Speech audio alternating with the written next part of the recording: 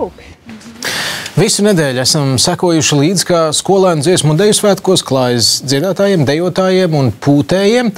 Nu pienākusi arī koklētāja kārta. Vakarā Rīgā Lielajā ģildē notika iespaidīgs kokļu mūzikas koncerts. Nedaudz prieku aizaino vien tas, ka daudzi koklēt gribētāji piedalīties nevarēja, vietas ģildē esot pamaz. Šie ir ne tikai dziedātāji un dejotāji, bet arī popmūziķi, mūsdienu deju kolektīvu pūtēji un, protams, arī koklētāju svētki. Taču, kas interesanti, šie ir pirmie skolēnu dziesmu un deju svētki, kad pienācīga vieta atrast arī latviskākajiem no instrumentiem. Kokļu skaņas līdz šim varēja baudīt tikai lielajos dziesmu svētkos, bet no arī skolēniem bija norganizēts kokļu koncerts, kas piekdienas vakarā stāvgrūdām piepildīja lielo ģildi. Tik tiešām stāvgrūdām, jo vietas uz skatuves bija tik maz, ka instrumenti bija sastumti cieši kopā. Kā jau skolēnu koncertā, tajā bija piedomāts pie citāda modernāka koklas pasniegšanas veida, apspēlējot tagad tik populāros skārienjūtīgos telefonus un salīdzinot tos ar instrumentu, no kura ar pieskārienu palīdzību var ievibrēt klausītāju sirdis. Turklāt, kurš teicis, ka uz koklas jāspēlē tikai tautas dziesmas.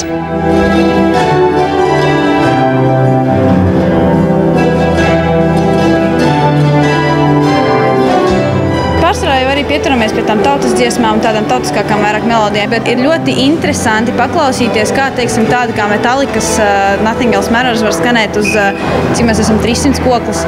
Ļoti spēcīga skaņa un ļoti varani.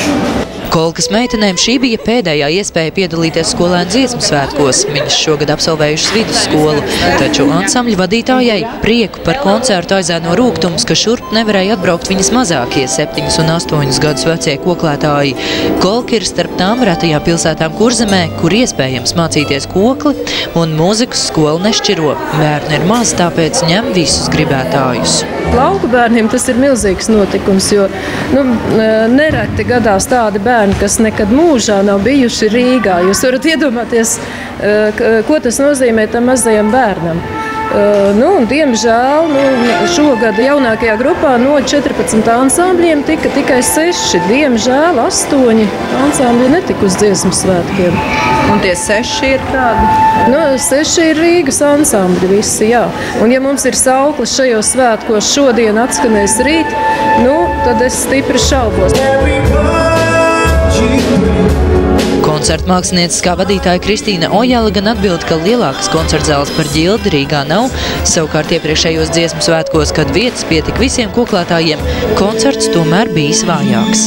Mēs spēlējām Ķīpsalā, un tas mikrofons nespēja apskaņot tā, lai tās koklas skanētu, jo viņām ir vajadzīga dabiskā akustika, un tāpēc jau tas koncerts vakar bija fantastisks, pat tiešām fantastisks. Visiem es ļoti pateicīgi tiem, kas piedalījās. Mēs centāmies saspiest uz tā skatos, cik vien varējām, ja? Bet, diemžēl, jā. Savukārt tiem, kas palikuši aiz svītras, organizatori novēl nākamajiem svētkiem gatavoties vēl cītīgāk. Kristīna Žilda Krēvica, Juris Bindars, TV3 ziņas.